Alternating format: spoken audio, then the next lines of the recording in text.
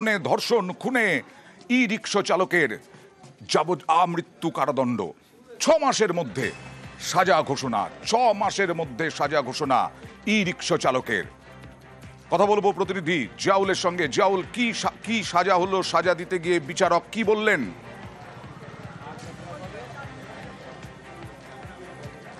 দেখো, rare two rare ঘটনা এই ঘটনা, অর্থাৎ নিউ টাউনের নাবালিকাকে ধর্ষণ এবং তার পরবর্তীকালে খুন করা হয়।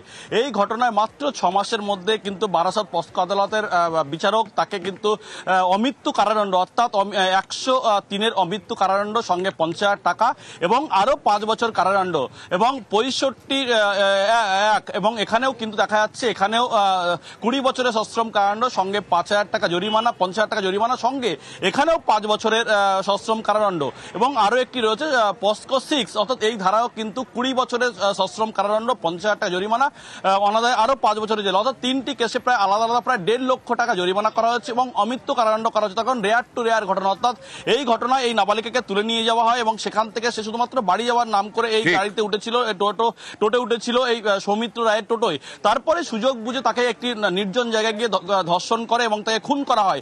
এই ঘটনার পরে দুদিন পরেই গ্রেপ্তার হয় এবং এই ফেব্রুয়ারি মায়ের সঙ্গে ঝগড়া করে অভিমানে বাড়ি ছাড়ে এই নাবালিকা। গৌরাঙ্গনগরে বাড়িতে যাওয়ার জন্য ই রিক্সা ধরে, বাড়ি পৌঁছে দেওয়ার কথা বলে এই ই রিক্সা চালক সৌমিত্র রায় অন্য যাত্রীদের গন্তব্যে পৌঁছে দেওয়ার পর নাবালিকাকে বাড়ি নিয়ে যায়নি, অলিতে গলিতে ঘুরিয়ে লোহাপুলের কাছে নিয়ে যায়, জঙ্গলে নিয়ে গিয়ে ধর্ষণ করে, খুন করে। সিসি ক্যামেরা দেখে 9 ফেব্রুয়ারি জালে ই রিক্সা চালক। সেকশন 65-এ দেওয়া হলো 20 বছরের যাবজ্জীবন, আর 103 যেটা ছিল বিএনএসএস ওটাতে দেওয়া হলো লাইফ ইমপ্রিজনমেন্ট, ওটাতেও 50,000 টাকা জরিমানা করা হয়েছে। এটা এখনো একটু কনফিউশন আছে যে রেপ করে মার্ডার করেছে না মার্ডার করে রেপ করেছে। It is not clear to us. So what ever maybe prosecution এটা প্রুভ করছে যে ওর মধ্যে ইনভলভ ছিল, তাই ওকে শাস্তি দেওয়া হয়েছে। মার্ডারের সেকশন যেটা 103-এর 1-এ বিএনএসএ, তাতে ও যতদিন বাঁচবে এবং 50,000 টাকা ফাইন, যতদিন বাঁচবে ততদিন ভেতরে থাকতে হবে। সেকশন 6 পক্সো অ্যাক্টে ও যতদিন বাঁচবে ততদিন ভেতরে থাকতে হবে এবং 50,000 টাকা ফাইন। আর রেপের যে অভিযোগটা ছিল 65(1), তাতে কিন্তু 20 বছর জেল হলো এবং 50,000 টাকা ফাইন। প্রত্যেক ক্ষেত্রে যদি 50,000 টাকাও না দিতে পারে তাহলে ওরা আরও 5 বছর করে ভেতরে থাকতে হবে। 39টা সাক্ষীকে ডাকতে হয়েছে। আমাদের 19 দিনের মাথায় আমরা চার্জশিট ফাইল হয়। ঘটনার 19 দিনের মধ্যে এটা 7 ফেব্রুয়ারির incident. Chemical evidence, forensic evidence, gait pattern আমাদের আছে, যেখানে ওর গেট প্যারেন্টটা ম্যাচ হয়েছে।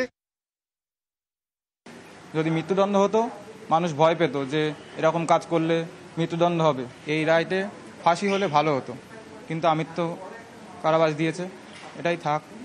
আর উচ্চ আদালতে তো যাওয়ার কোনো প্রশ্নই নেই, কারণ আমাদের বোনটা তো আর ফিরে আসবে না। নিউ টাউনে এই ধর্ষণ খুনে সিসি ক্যামেরা ফুটেজ, এই সিসি ক্যামেরা ফুটেজও হাতিয়ার ছিল তদন্তকারীদের। যাবজ্জীবন সাজা হলো, আমৃত্যু সাজা হলো এই সৌমিত্র রায়ের। যতদিন পর্যন্ত বাঁচবে ততদিন জেলে থাকতে হবে এই সৌমিত্র রায়কে। এইখানেই কিশোরীকে দেখা যাচ্ছে, সে অভিমানে মায়ের সঙ্গে ঝগড়া করে বেরিয়ে এসেছিল, তারপরেই নির্মম পরিণতি।